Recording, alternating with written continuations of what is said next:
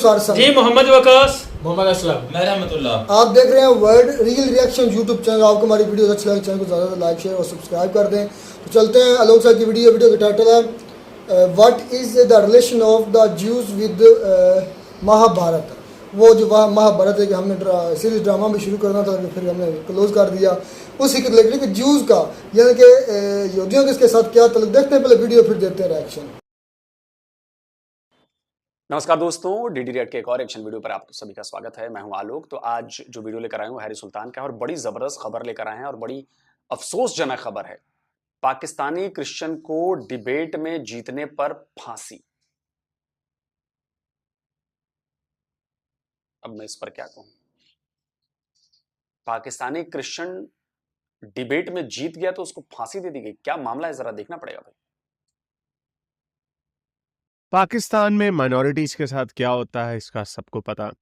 हिंदू लड़कियां उठाई जाती हैं, क्रिश्चियन बंदे मारे जाते हैं, बिजनेसेस जब्त किए जाते हैं, अहमदियों की मस्जिदें गिराई जाती हैं, बहुत सारे अहमदी मारे जाते हैं। यानी बुरा हाल है माइनॉरिटीज़ का। लेकिन वो तो चले, जो बेचारे थोड़े अनएजुकेटेड गरीब लोग होते हैं उनके साथ तो जुल्म होता है और उसका मुसलमान जवाब ये देते हैं। वो तो यार सबके साथ ही होता है पाकिस्तान में।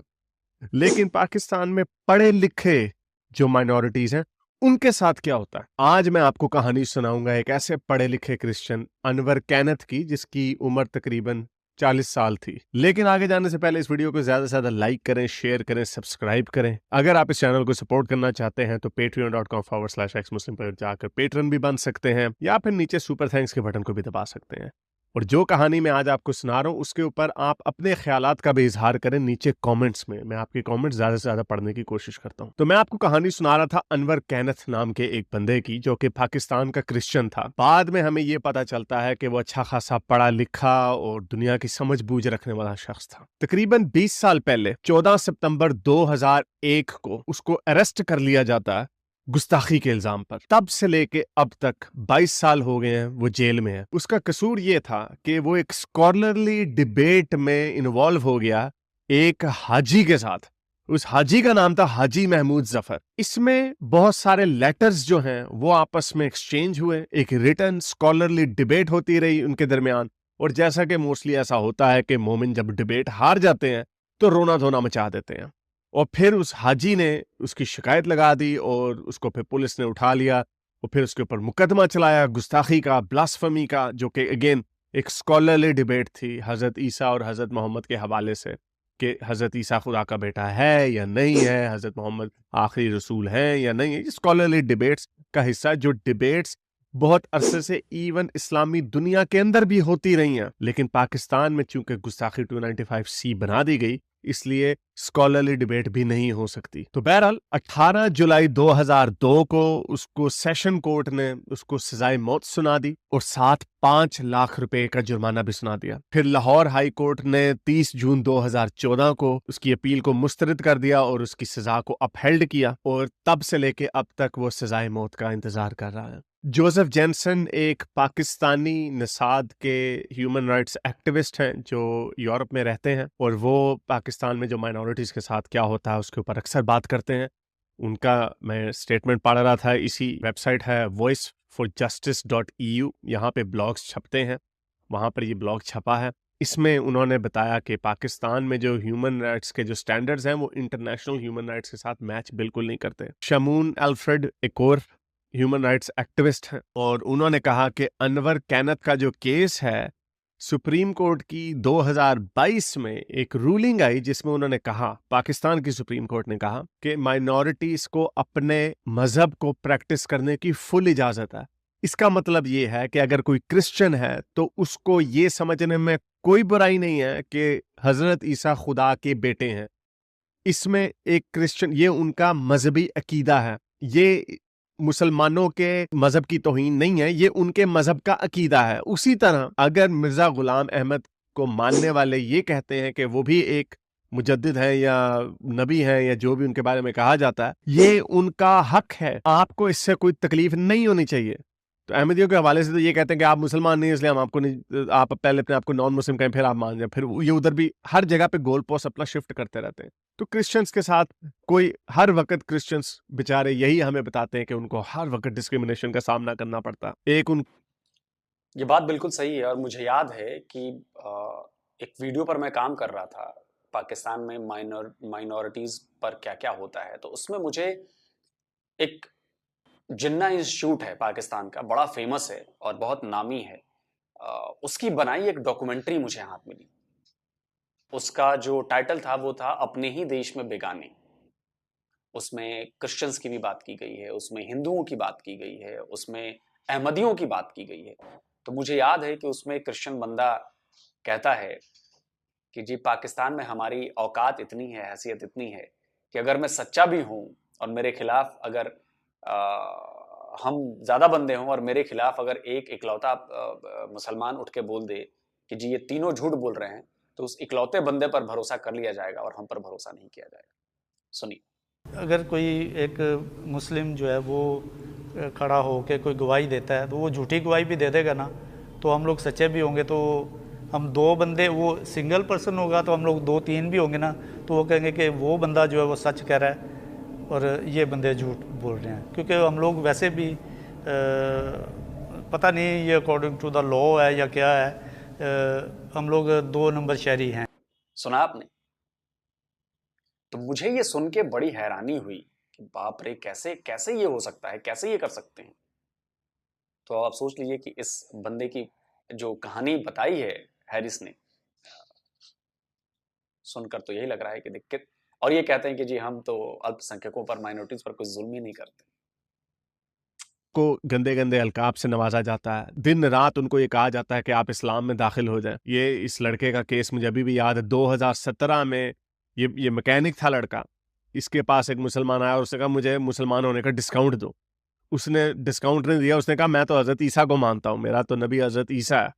तो वो गुस्ताखी के ऊपर इतनी सी बात पे अंदर हो गया और इस वाक़े को 6 साल हो गए, अभी तक वो भी जेल में सड़ा रहा है।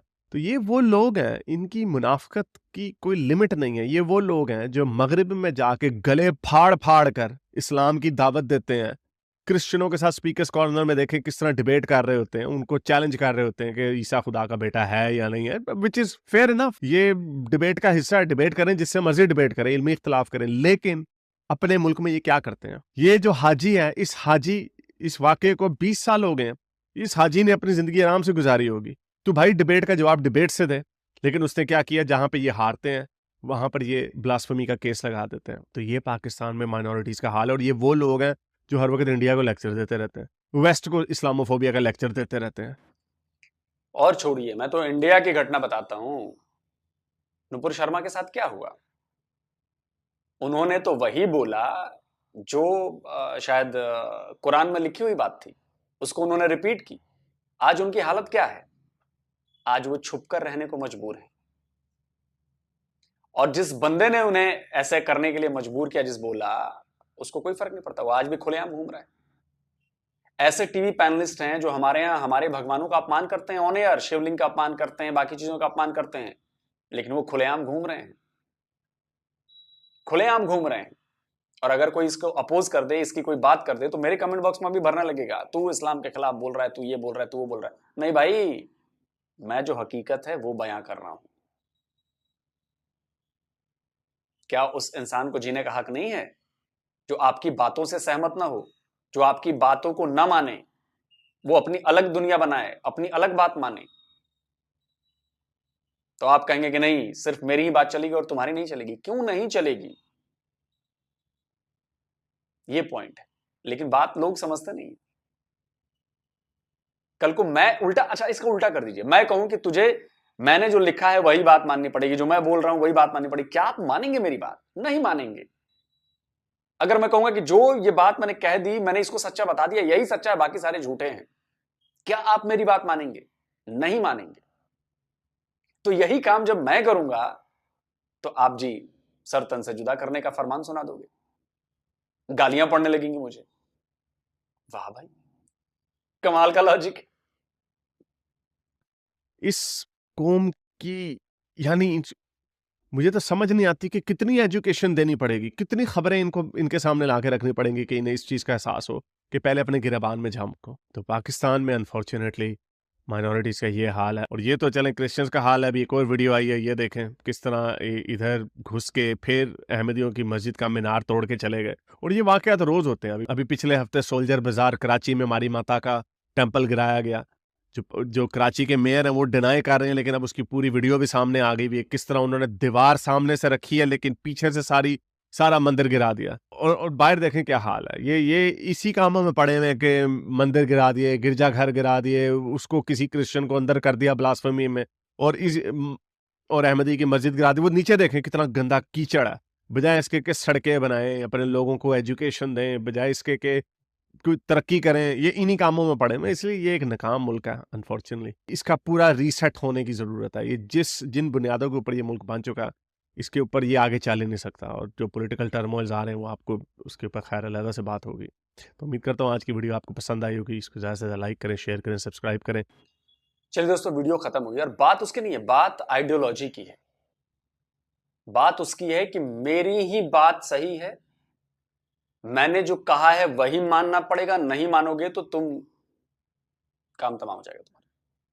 बात इस आइडियोलॉजी की है। बात भारत, पाकिस्तान या दुनिया के किसी मुल्क की नहीं है। बात इस आइडियोलॉजी की है। बात इंसानियत को समझने की है। सबसे पहले इंसानियत होनी चाहिए। सबसे पहले हम सब पहले इंसान हैं। अभी मैं कोई क्लिप देख रहा था कि किसी बच्चे ने किसी टीवी डिबेट में, वो भी शायद मुसलमान ही था, बच्चा नहीं था, युवा था, और उसने एक मौलवी से टीवी डिबेट में पूछा कि आपके लिए संविधान भारत का ऊपर है या मजहब? तो वो कहते हैं जी इस्लाम सबसे ऊपर है। उस बच्चे ने कहा, मुसलमान लड़का है, वो बोला कि मेरे लिए हिंदुस्तान का संविधान सबसे ऊपर है, मुसलमान बाद में हूं।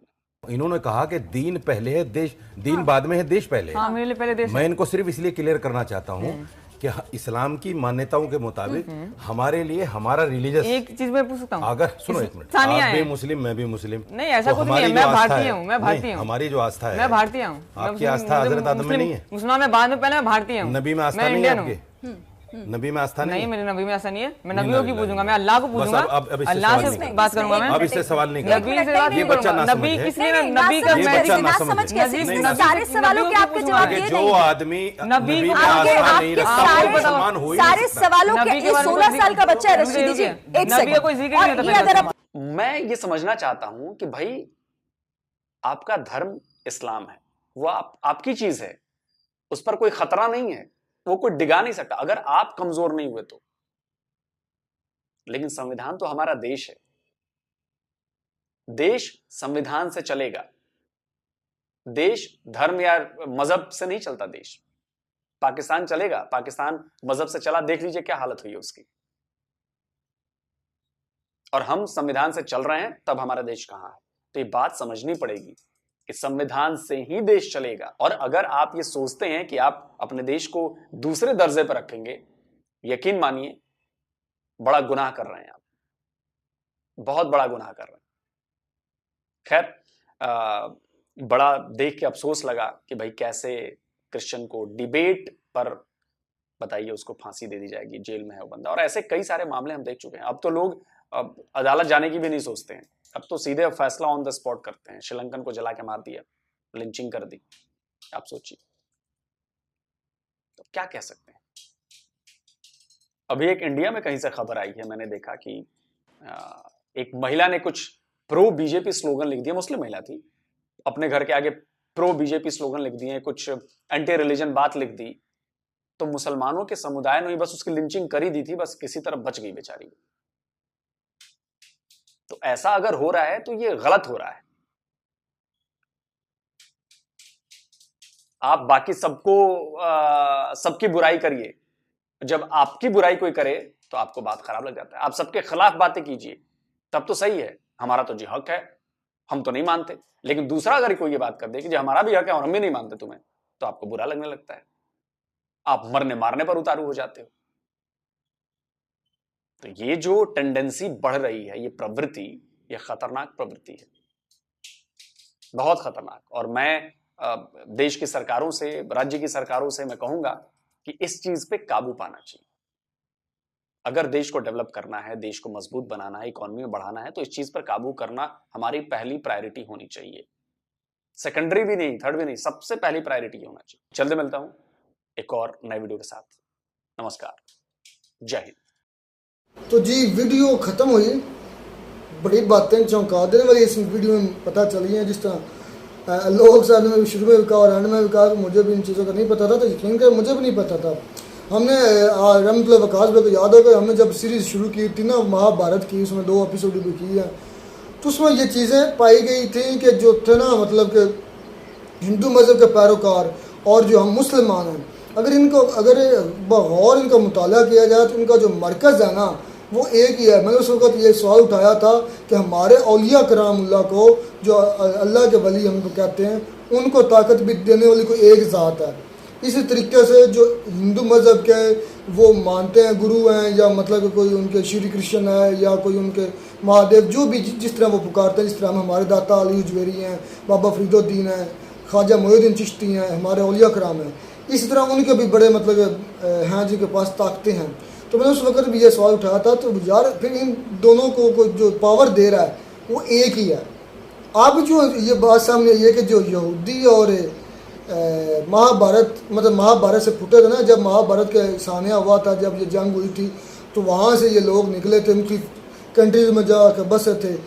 तो हिंदुओं की बुक में ये लिखा है कि वो भी 2 भाई थे, और यहूदी भी कहते हैं कि हज़रत मूसा इस्लाम और हज़रत हारून इस्लाम, हमें भी यही पढ़ाया जाता है कि वो भी 2 भाई थे।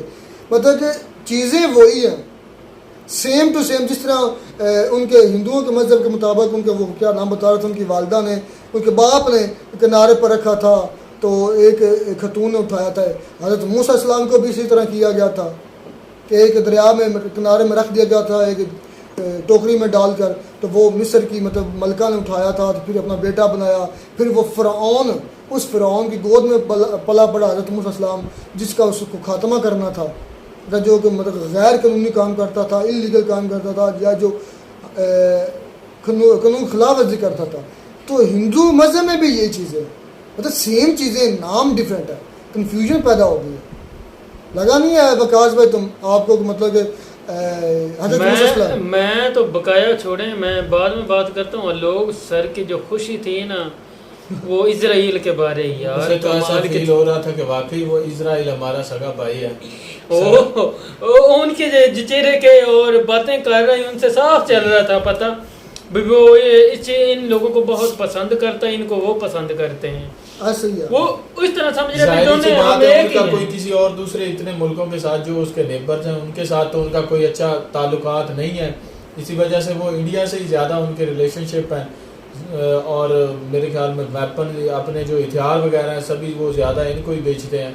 तो जाहिर सी बात है कोई चीज़ बेचनी हो या लेनी देनी हो तो तारीफ तो एक दूसरे की करनी पड़ती है ना। नहीं, एक और बात की है लोग सामने कि मनाली में जब वो कह रहे थे कि मैं गया था तो उधर बहुत ज्यादा इजरायली थे, और वो कोशिश करते हैं हम इंडिया में एक बार लाजमी जाए। मैं इजरायली तो नहीं, तो मैं तो कहता हूँ पूरी वर्ल्ड के लोग वहाँ पे आते हैं। नहीं, वो कह रहा था कि इजरायली लोग जो हैं वो उन हर एक की ये ख्वाहिश होती है कि हम इंडिया जाएं, उनका कोई रिलेशन इंडिया के साथ मस्ट भी रिलेशन है। ये या मेरी बात नहीं, ये समझ में जिस तरह हमारे पास वो मक्का मदीना हम लोग जाते हैं, जिस तरह सिख भाइयों का वो गुरुद्वारा वो बड़े ननकाना साहब, इस तरह हो सकता है उनकी कोई इस तरह की कोई यानी कि इबादत गाह हो, जो भी लगा लें। वो आना चाहता हूँ, ये नहीं बात मैं नहीं मानता वो इंडिया को देखने के लिए आए। ये ऐसी बात भाई विकास साहब ने गौर किया है कि वो वीडियो में इजराइल को बहुत ऊपर यानी कि उनको अच्छी तरह से निगाह से यार वो ऊपर है ना यार, उनसे आप इख्तलाफ नहीं कर सकते। मेहनत की है भाई, वो इतनी सी कंट्री है, देखें ना मेरी चारों तरफ मुस्लिम है यार, अगर उनके पा रहे हैं। क्या मेरी बात सुने, सद्दाम हुसैन ने क्या किया था, क्या किया था? आप एक मिनट, सदर आप किधर है?